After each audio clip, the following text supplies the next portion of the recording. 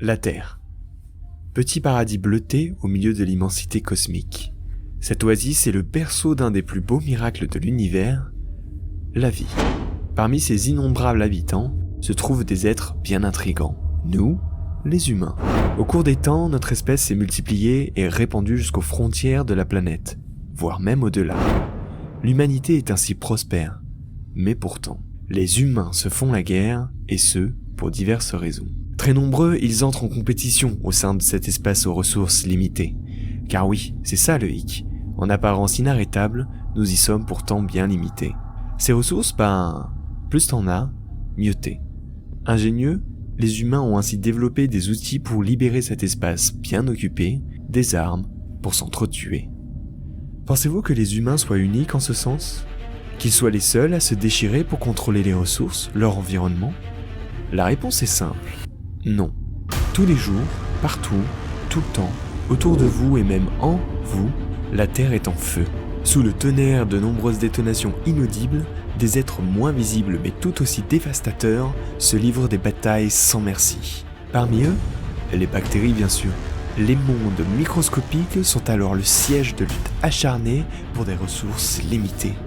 Alors, êtes-vous prêts à découvrir ces mondes déchaînés et à assister à la plus grande guerre de tous les temps, la Bacterial Warfare ?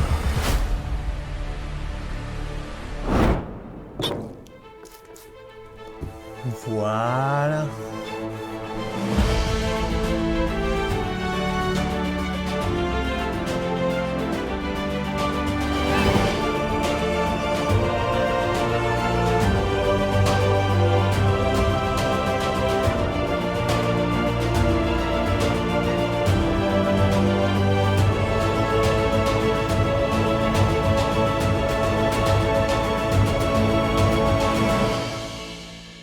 Bon, posons les bases. Si vous pensez que prendre les transports aux heures de pointe ou faire un Wall of Death pendant le Hellfest, c'est tendu niveau densité...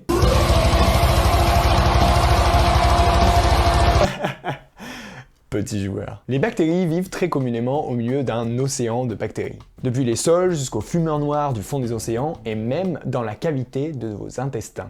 Quand on parle de ces petites bêtes, on a communément l'idée reçue qu'elles vivent seules en autarcie au milieu de l'univers.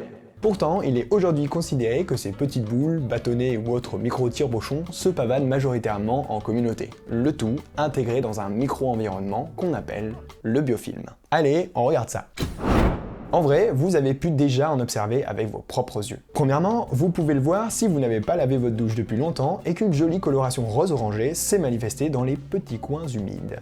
Deuxièmement, votre plaque dentaire, si votre hygiène se laisse vraiment à désirer. Ou encore, la petite surface glissante recouvrant la pierre d'une rivière dans laquelle vous avez fini par tremper les fesses.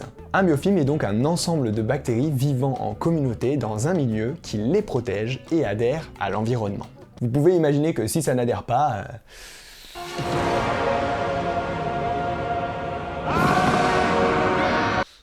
Et si elles vivent en groupe, c'est pas pour le plaisir de vivre ensemble, non, c'est surtout pour des raisons de survie. D'abord, ces clubs microbiens sont importants pour leur permettre de s'installer dans des endroits posés, comme la cuvette de vos toilettes. Mais aussi pour survivre dans les endroits les plus extrêmes de la planète où vous et moi, on ne tiendrait pas une seule seconde. Mais ces biofilms contribuent également à des phénomènes essentiels de notre monde, comme les cycles biogéochimiques de la planète, tout comme les bonnes vieilles maladies qui frappent les êtres vivants. Genre, nous. Lol. Mais ne croyez pas qu'on puisse résumer l'histoire de leur vie de façon aussi simple. Loin de là. Imaginez 2 secondes. Des environnements locaux, contenant une quantité de ressources limitées, extrêmement peuplés par des communautés bactériennes. Ça vous paraît être le meilleur monde possible, vous ? Alors comment on fait ? On se partage le Kit Kat, le camembert ? Pour survivre, les bactéries doivent s'emparer à tout prix des ressources, quitte à se faire la guerre. Et qui dit guerre, dit armes. Oui, car va bien falloir se dépatouiller dans cette jungle microbienne. Non ?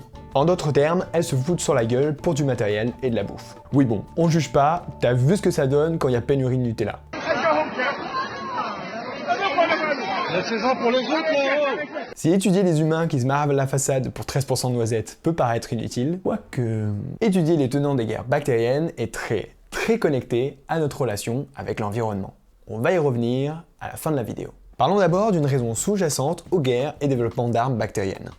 La compétition.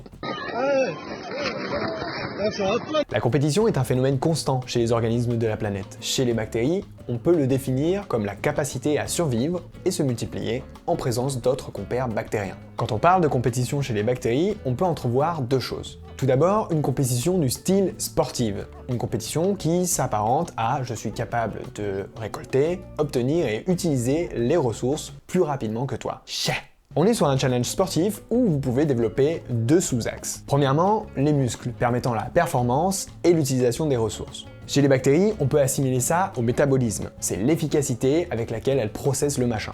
Deuxièmement, les équipements sportifs avec lesquels vous pouvez améliorer vos performances et les rendements. Par exemple, un bon arc pour le tir à l'arc ou le maillot des nageurs en natation pour glisser plus efficacement le long de l'eau. Chez les bactéries, on peut assimiler ça à des protéines permettant la captation et le transport efficace des nutriments, privant ainsi les autres des ressources environnantes. On est dans une compétition où les interactions sont limitées de la bactérie à l'environnement, un peu comme les concours de mangeurs de saucisses. C'est-à-dire que l'enjeu n'inclut pas d'interrompre votre adversaire, mais plutôt d'avaler plus de saucisses que lui. Et cette compétition, elle est qualifiée par les scientifiques de concurrence par l'exploitation. Ça reste quand même plutôt fun d'imaginer un concours de saucisses au pays des bactéries, je vous l'accorde. Bon et alors? On en parle de cette guerre? Ben oui, parce qu'il existe un autre type de compétition que les chercheurs commencent de mieux en mieux à comprendre. Et c'est une compétition de style conflictuel. Et cette dernière, elle s'apparente à « je t'empêche de prendre les ressources dont j'ai besoin ». Les scientifiques parlent de concurrence par interférence, en gros, c'est la guerre, qu'elle soit froide ou non.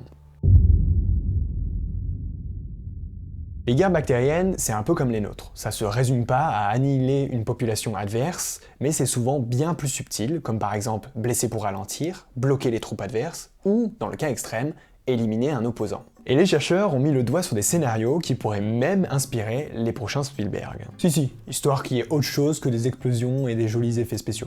Alors attention, je parle ici de stratégie, mais il n'y a pas de volonté de la part des micro-organismes à se faire la guerre. Il s'agit bien de cascades d'événements bien souvent chimiques, provoqués par différents stimuli, le tout dans un environnement très compétitif. Ces stratégies sont le résultat de milliers d'années de coévolution entre ces bactéries dans un environnement donné. Mais il y a encore matière à étonnement. Ces créatures microscopiques sont bien souvent armées de multiples mécanismes leur permettant de kicker ceux qui se trouvent sur leur passage. Et non, pas de Kamehameha microbien. Je suis navré. Dans une récente revue du professeur Kevin Foster, ces armes sont divisées en 3 catégories. C'est quand tu vas mettre des paillettes dans ma vie, Kevin? Non, c'est pas ce Kevin. Mais il y a bien des étoiles dans les yeux. Premièrement, les armes mécaniques. Genre petit couteau, tralala. Non. Pas le petit couteau, mais je vous promets, on va voir des choses sympas. 2. Les armes chimiques, qui sont d'ailleurs les armes les plus employées par nos petites créatures. On les connaît bien souvent sous le nom de antibiotiques. 3. Les armes biologiques. Et oui, l'humain n'a pas le monopole sur l'usage d'autres organismes vivants pour faire la guerre. Je vous laisse imaginer ma tête quand je suis tombé sur les études décrivant ces armes et les mécanismes de défense. Certaines recherches ont pris plus de 30 ans pour comprendre qu'est-ce qui se passait dans le bordel, tandis que d'autres sont toujours en cours parce que c'est complexe. Mais alors pourquoi diantre s'y intéresser? Elles se font la guerre, on laisse tranquille. Comme je le disais en début de vidéo, les microbes, dont les bactéries, ont une incidence sur de nombreux aspects de notre vie. Ils contribuent à façonner les écosystèmes, l'agriculture, les processus industriels, la santé et même bien sûr les maladies. Les communautés de microbes qui vivent à proximité, voire à l'intérieur de certains organismes, jouent bien souvent un rôle dans leur santé, qu'ils soient un humain, une vache ou un pissenlit. Ces microbes suscitent un intérêt particulier de la part des chercheurs qui souhaitent aujourd'hui mieux comprendre leur histoire, y compris celle où nous sommes mis à mal par certaines bactéries. Et vous devriez également vous y intéresser. D'abord parce que quand on regarde bien, on est sur des histoires plutôt badass, parfois même avec des explosions. On va en reparler. Et puis parce que comprendre comment les bactéries se font la guerre peut nous aider à mieux saisir et utiliser les stratégies et leurs outils dans notre relation avec l'environnement, y compris nous-mêmes. Et je citerai même: connais ton ennemi et connais-toi toi-même, eussiez-vous 100 guerres à soutenir, 100 fois vous serez victorieux. Sun Tzu. C'est pas Sun Tzu. Alors si tout ceci attise votre curiosité, rendez-vous dans la prochaine vidéo pour y découvrir une arme mécanique qui pourrait bien nous être utile. Et promis, il y aura des explosions.